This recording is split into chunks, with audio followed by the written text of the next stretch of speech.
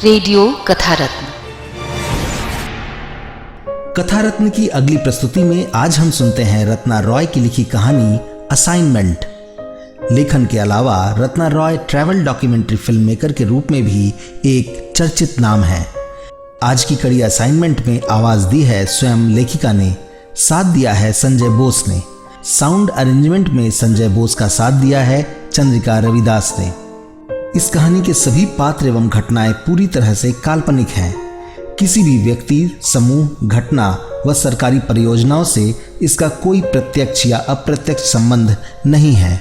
अगर किसी भी परिस्थिति में इससे किसी की समानता पाई जाए तो यह नितांत ही संयोग है।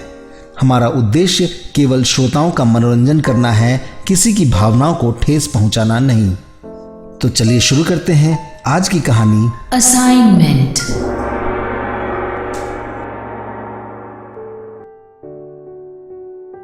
मां के आपत्ति जताने पर ईशानी एकदम चुप सी हो गई थी, क्योंकि वो आधुनिक विचारधारा की लड़की होने के बावजूद बेलगाम नहीं थी। लेकिन पिताजी ने उसका समर्थन किया था। बोले, ये नौकरी सिर्फ नौकरी नहीं, इसमें जीवन के अनुभव ही होंगे।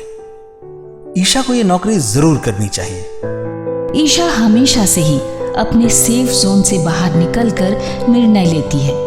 दरअसल माँ पापा दोनों के ही कामकाजी होने के कारण बहुत बार बहुत से निर्णय उसने खुद ही लिए हैं। कम से कम अपने लिए लिए गए निर्णय उसके अपने ही होते हैं। ईशा को सोशल मीडिया से ज्यादा लोगों से मिलना जुलना, गपशप करना पसंद था। शायद यही वजह थी कि यूनिवर्सिटी पहुंचते ही वो कॉलेज यूनियन की सदस्य बन गई।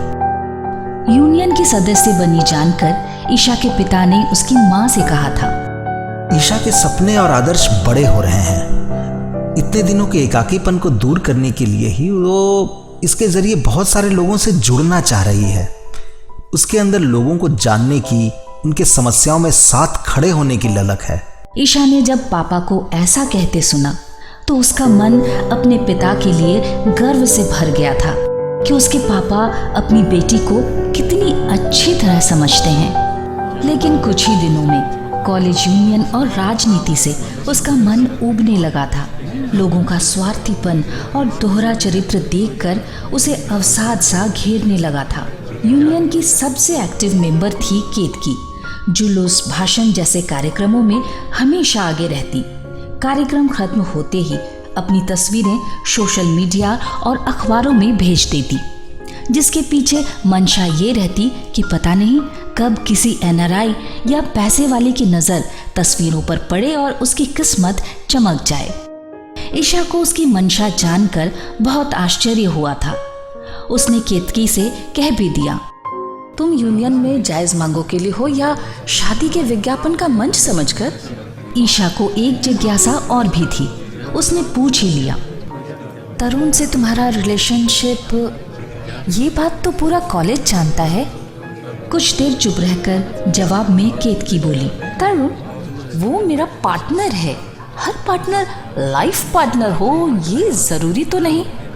फिर भी एक रिलेशन में रहते रहते ईशा ने अपनी बात अधूरी ही छोड़ दी थी।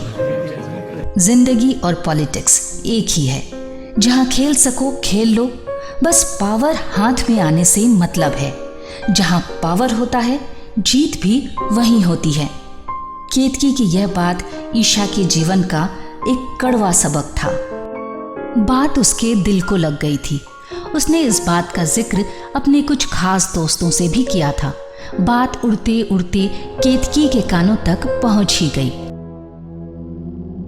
उसके बाद से उसका रवैया ईशा के प्रति एकदम से बदल गया।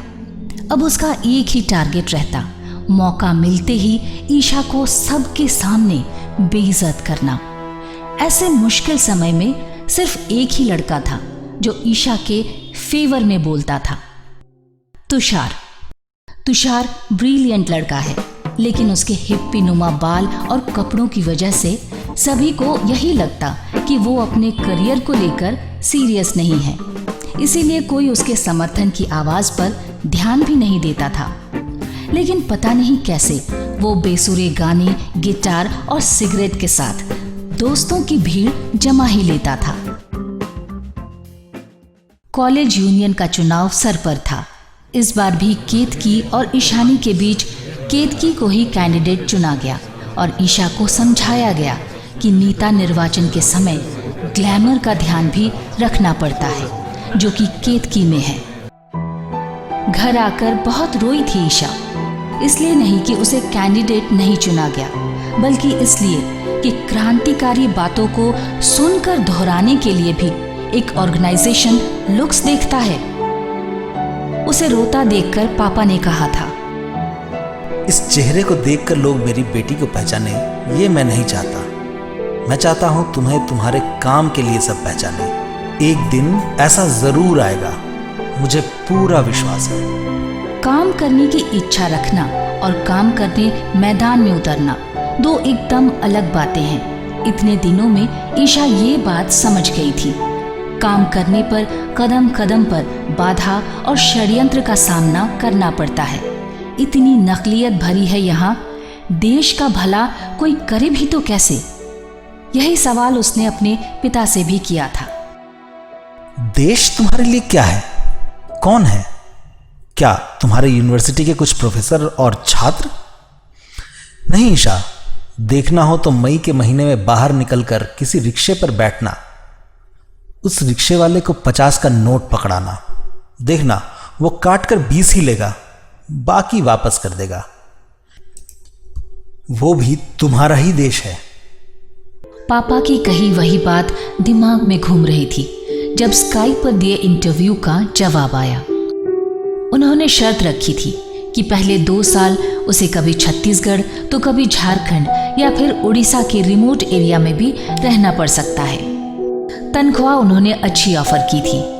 परीक्षाएं खत्म हो गई थी और उसे एमफिल या पीएचडी करते हुए यूनिवर्सिटी में रहने की अब कोई इच्छा नहीं थी। वो घर और शहर से दूर जाकर अनजाने लोगों में अपनी पहचान खोजना चाहती थी।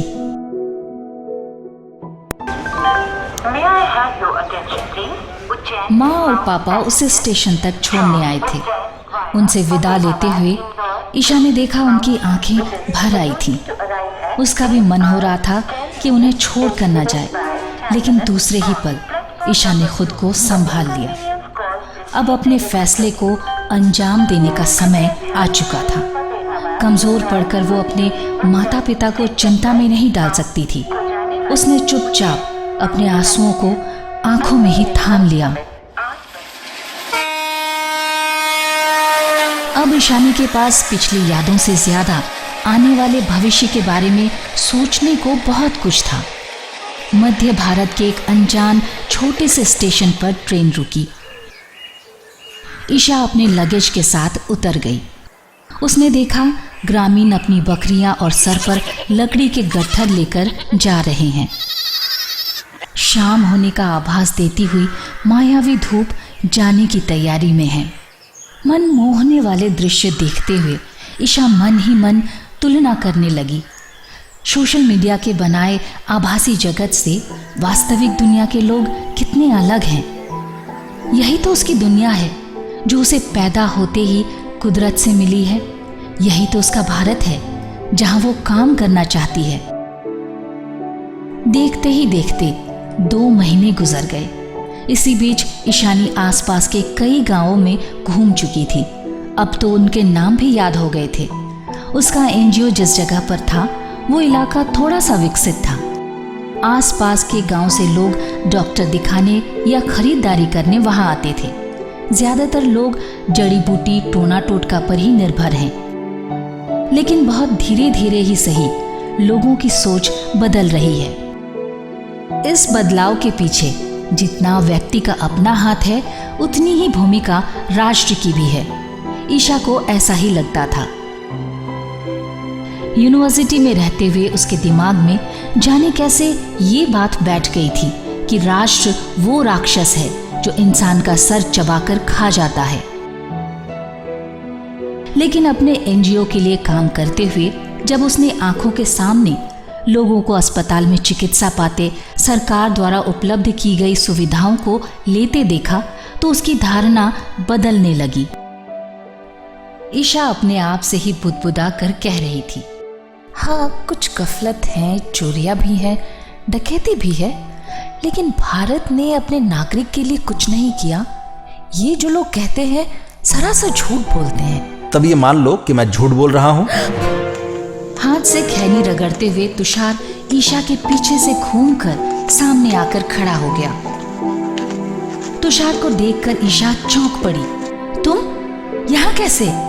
मुझे तो विश्वास ही नहीं हो रहा कि मैं तुम्हें देख रही हूँ। तुषार को देखकर ईशा ने खुशी में आपा ही खो बैठी थी। कितने दिन हो गए थे उसने अपने घर, मोहल्ला, यहाँ तक कि दूर शहर का भी किसी को नहीं देखा था। क्या करे क्या ना करे यही सोचकर परेशान हो रही थी। तुषार ने उसे समझाया। चिंता मत करो, मैं सिर्फ आज ही तुमसे नहीं मिला। अभी यहाँ बहुत दिन रहना है, इसलिए मिलना होता ही रहेगा। लेकिन ये मिलना हर बार एक झगड़े का रूप ले लेता था। जब तुषार कहता, तुम यहाँ आई हो पैसे वालों के लिए काम करने, वो तुम्हें पैसे देते हैं उनके काम के लिए, और मैं यहाँ आया हूँ तुम्हारे देश के सबसे गरीब तबके को बचाने। गरीबों को क्या हम नहीं बचा रहे? दिन रात इन्हीं कारणों से हम दूर दूर गांव भटकते हैं। भोर होने से पहले मैं निकल जाती हूँ और देर रात वापस लौटती हूँ। सैनिटाइजेशन से लेकर बच्चों के वैक्सीन तक सब कुछ करने की कोशिश कर रहे हैं। इनकी ज़रूरतों को समझकर सरकारी महकमों में चिट्ठी पत्री सब करती हूँ। ये सब क्या काम नहीं? तुषार जोर से अट्टहास कर उठता और कहता, वैक्सीन? किसके लिए वैक्सीन? अपने सरकार को दो ना ऐसा वैक्सीन। और तुम क्या कह रहे थे? मेरा देश? मेरा देश क्या तुम्हारा देश नहीं?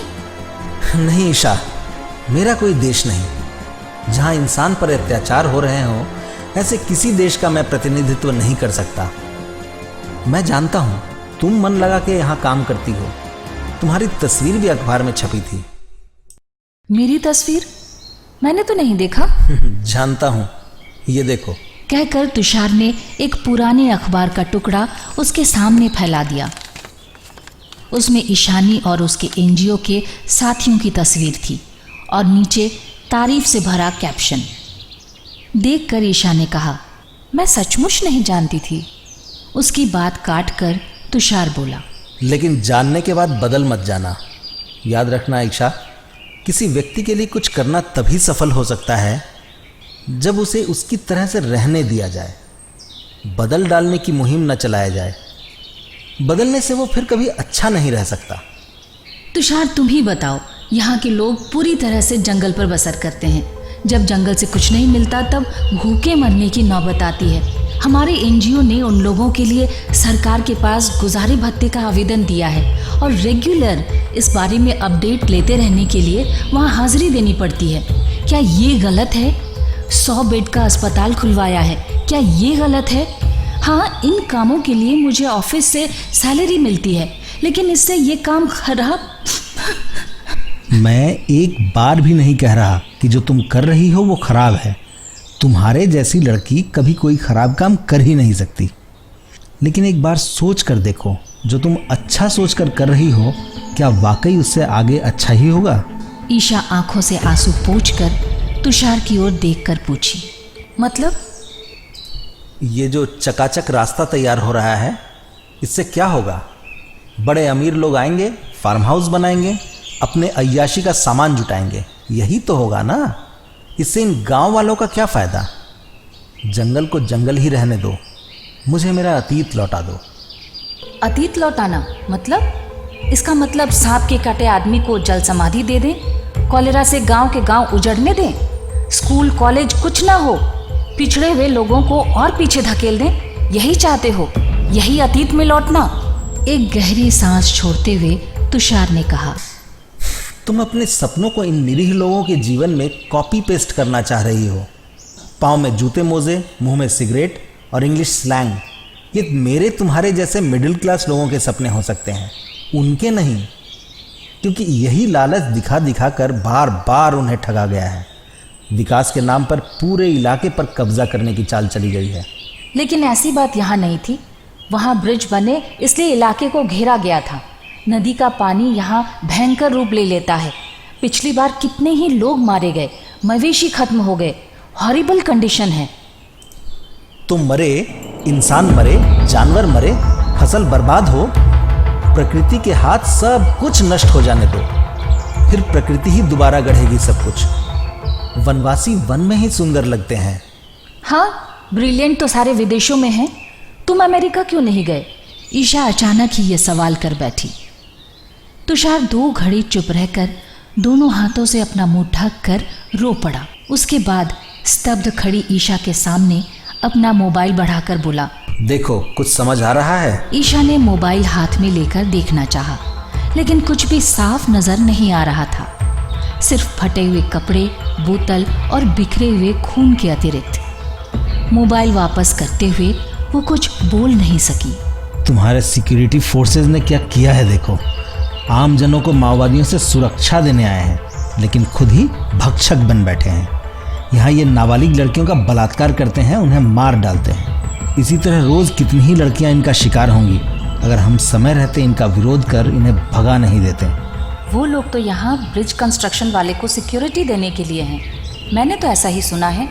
और जो आदिवासी लड़की रेप के बाद मार दी गई, उसकी रिस्पॉन्सिबिलिटी कौन लेगा? इसके बारे में सवाल नहीं करोगी तुम? तनख्वाह पर काम करती हो, इसीलिए उनके सपोर्ट में बात करोगी? ईशानी का पूरा शरीर मानो जल उठा।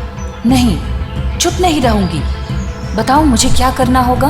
तुम्हें नेतृत्व देना होगा, क्योंकि जब एक लड़की किसी लड़की के अधिकार के लिए आवाज उठाती है तो विरोध का स्तर ही अलग होता है। तुम आगे रहना, हम लोग पीछे रहेंगे, फिर देखते हैं वो शैतान जीतते हैं या हम। लेकिन ये सब करने में तुम्हारी नौकरी, अगर लात मारती हूँ ऐसी नौकरी पर। क्या मैं झांसी की रानी को देख रहा हूँ अपने सामने? कहते हुए तुषार उठ खड़ा हुआ। तुषार ईशानी के बिल्कुल करीब आकर खड़ा हो गया और प्यार से उसके गाल पर हाथ रखा। ईशा खुद को संभाल नहीं पाई और उससे लिपट कर रो पड़ी।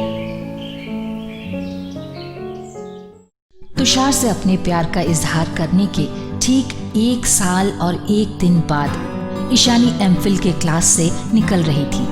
यूनिवर्सिटी गेट पर उसने तुषार को देखा। उस एक पल में उसने अपने जीवन के बीते 1 साल 1 दिन को फिर से जी लिया।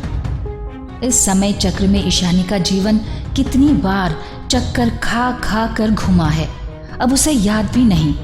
लेकिन चक्कर खाते हुए उसने उसे कितनों को ही देखा था, पर कभी तुषार उसे नजर नहीं आया। देखती कैसे? मैं तो तब यूएस चला गया था, लेकिन वहां से भी नजर रखता था। नेट पर तुम्हारे सारे डिबेट्स, रिएक्शंस और टीवी पर तुम्हारे बाइट्स। बिलीव मी, तुम्हें फोन करने की बहुत इच्छा होती थी, पर तुम नाराज हो सोचकर हिम्मत नहीं कर पाता था।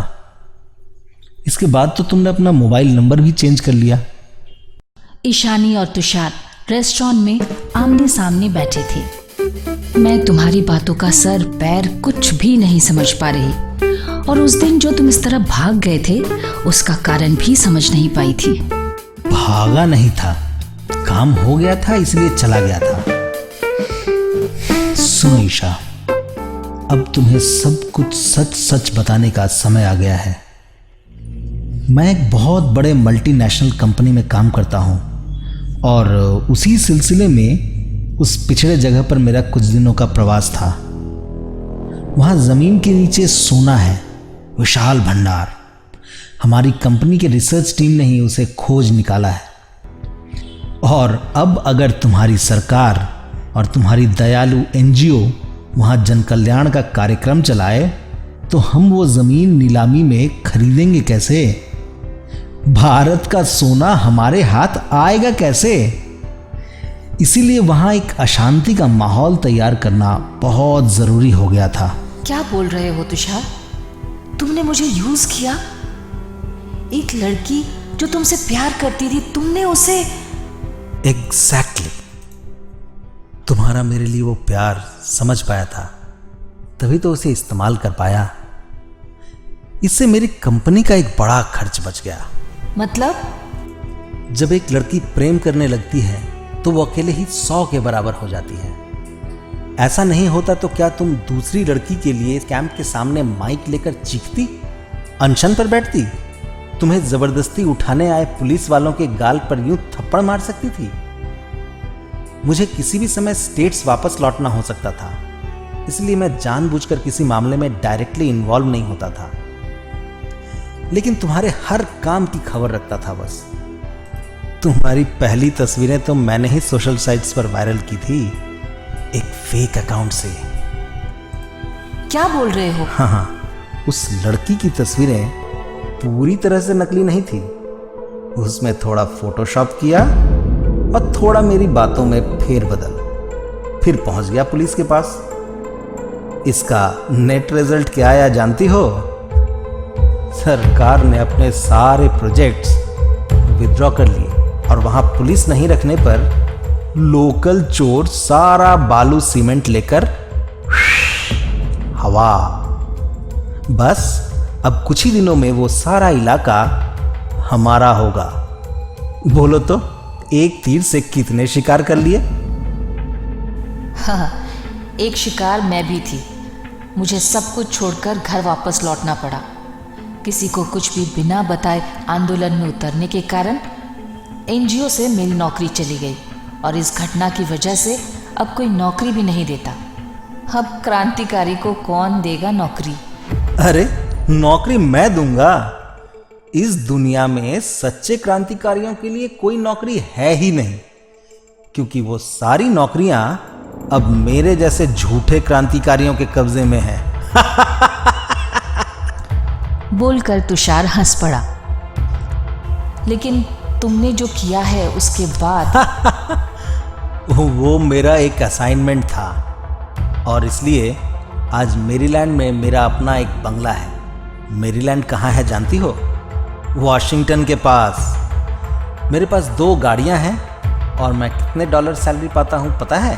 मैं क्या करूंगी जानकर? गृहस्थी तुम्हें ही संभालनी है तो तुम्हें ही जानना होगा अपने पति की इनकम। फिर से ब्लफ देना शुरू कर दिए? नहीं ईशा, ब्लफ नहीं, सच कह रहा हूं। तुम मुझे अपने माँ बाप के पास ले चलो, उनसे ही मैं बात करूंगा इस बारे में। तुम्हें बहुत मिस करता हूं। तुमने इतना विश्वास किया था मेरा और मैंने तुम्हें धोखा दिया। मैं अपनी बाकी जिंदगी उसी तरह तुम पर विश्वास करके बिताना चाहता हूं जैसा तुम मुझ पर करती थी। मैं तुम्हारा साथ चाहता हूं ईशा। तुम मेरे साथ मेरे देश चलो। तुम्हारा देश? अमेरिका? जो देश मेरी कीमत नहीं जानता, मेरे टैलेंट को नहीं पहचानता, वो देश मेरा कैसे होगा बोलो तो? हाँ, मैं जहां जन्मा हूं वहां कभी कभी घूमने फिरने आ ही सकता हूं। इस बार भी कोई असाइनमेंट लेकर आए हो पहले की तरह? कहकर पहली बार वो हंसी। नहीं ईशा, इस बार तुम्हें ले जाने आया हूं। मुझे खाली हाथ मत लौटाना। I love you Isha. मैं भी तुमसे प्यार करती हूँ। तुम्हारे साथ मैरीलैंड भी जाना चाहती हूँ, बट मैं पहले ही तुमसे शादी करके वहां नहीं जाऊंगी।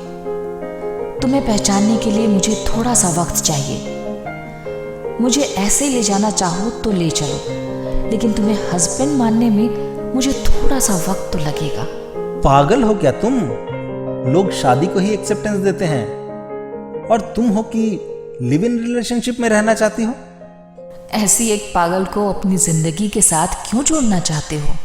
क्योंकि इस पागल के बिना मेरी जिंदगी ही अधूरी है। तुषार ने अपना हाथ ईशा के गाल पर रखा, लेकिन इस बार ईशा के शरीर में कोई हरकत नहीं हुई। टीवी पर ईशानी की बातें सुनकर जैसे चौंकी थी उसकी माँ, ठीक वैसे ही आज फिर चौंक पड़ी उसका फैसला सुनकर। जो पिता उसके हर निर्णय में उसके साथ रहते थे, आज वो भी इसके लिए राजी नहीं, लेकिन ईशानी उस पर अटल थी। इधर तुषार ने ईशा को साथ ले जाने के लिए हर संभव उपाय करना शुरू कर दिया था। ईशानी के लिए कई यूनिवर्सिटीज में अप्लाई किया, तब जाकर एक यूनिवर्सिटी से कुछ स्कॉलरशिप के साथ एडमिशन की व्यवस्था हो पाई। इसके बाद तो मेरे लिए तुम्हारा बहुत रुपया खर्च होगा वहां, ईशा फोन पर बोली। रुपए नहीं, डॉलर। लेकिन ये मत भूलो, जो मिला है वो सब तुम्हारी ही वजह से। हाँ, एक बात और, इंडिया विंडिया मेरे लिए मैटर नहीं करता, बस तुम करती हो। इफ यू वांट देन शादी ना होने तक तुम्हारे लिए हॉस्टल अकोमोडेशन भी देख लेता हूँ। ईशा हंसकर बोली, इंडिया की लड़कियां अब काफी एडवांस हो चुकी हैं, मैं तुम्हारे साथ ही रहूंगी। ईशानी की बातें सुनकर पीछे खड़े पिता हैरान हो गए और फोन के उस पार तुषार भी। तुषार के हैरान होने के अभी कई मौके और आने वाले थे। मेरीलैंड की पुलिस जब उसे हथकड़ी पहनाकर उसके घर से पुलिस स्टेशन तक ले गई, उस पल तक भी इस मायावी रहस्य से वो निकल नहीं पाया था। कम से कम 2 साल के लिए उसे जेल हो सकती थी, ये जानकर टूट गया था वो। तब उसने पूछा था, आखिर मेरा अपराध क्या है? एक लड़की को बिना शादी किए उसे हायर एजुकेशन के सपने दिखाकर धोखे से इंडिया से अमेरिका ले आना और उसके बाद उससे मेड सर्वेंट के काम करवाना। पुलिस ऑफिसर ने उसकी बात का जवाब दिया। क्या मतलब? तुषार के सर पर मानो आकाश ही टूट पड़ा। जवाब के बदले तुषार को कुछ फोटोग्राफ्स दिखाए गए। उनमें से किसी में ईशा तुषार के जूते पॉलिश कर रही है, तो किसी में उसके घर में खाना बना रही है, तो किसी फोटो में बर्तन धो रही है और एक फोटो में तुषार ईशानी के हाथों से किताब छीन रहा था। बाकी तस्वीरें कब ली गई उसे याद नहीं या पता ही नहीं, लेकिन किताब हाथ से लेने की घटना उसे याद थी। ईशा दिन रात यूएस लॉ की किताबें पढ़ती थी। तब एक आध दिन ऐसा भी हुआ है कि मैंने उसके हाथ से किताब छीन कर कहा था, अब सो जाओ और कितना पढ़ोगी, आंखें खराब हो जाएंगी। लेकिन उस समय फोटो कैसे ली गई थी ये मेरी समझ में नहीं आ रहा। तुषार ने खुद से बुदबुदाते हुए कहा, ये तो मैं नहीं बता सकता, लेकिन उस लड़की ने फेडरल लॉ बहुत अच्छे से पढ़ी है। आपका निकलना मुमकिन नहीं। बहुत ठंडी आवाज में पुलिस सार्जेंट ने जवाब दिया। अमेरिका के अलग अलग राज्य में अलग अलग नियम हैं। मेरीलैंड में नियम थोड़ा ज्यादा ही सख्त है, इसलिए 3 साल की सजा हो गई उसे। तुषार सोच रहा था कि उसे जेल भेजकर वो देश जाकर सबको क्या मुंह दिखाएगी। जब जज ने उससे पूछा कि वो अपना कोर्स पूरा करना चाहती है या नहीं, तो उसने स्पष्ट जवाब दिया, उसे जितनी जल्दी हो सके अपने देश वापस जाना है। इस पूरी घटना से वो इतना हतप्रभ हो गया था कि कोर्ट रूम में वो कुछ बोल ही नहीं सका। सिर्फ एक बार ईशानी से पूछा था, तुमने ऐसा क्यों किया? उस दिन ईशानी ने कोई जवाब नहीं दिया। ईशानी के अपने देश लौट जाने के बाद जेल में कई हाथों से घूमते हुए एक छोटी सी पर्ची तुषार के हाथ आई थी। उसमें एक ही लाइन हिंदी में लिखी थी, मुझे गलत मत समझना प्लीज, ये मेरा एक असाइनमेंट था। कैसी लगी ये कहानी? अगर अच्छी लगी हो तो लाइक, कमेंट्स और शेयर जरूर कीजिए।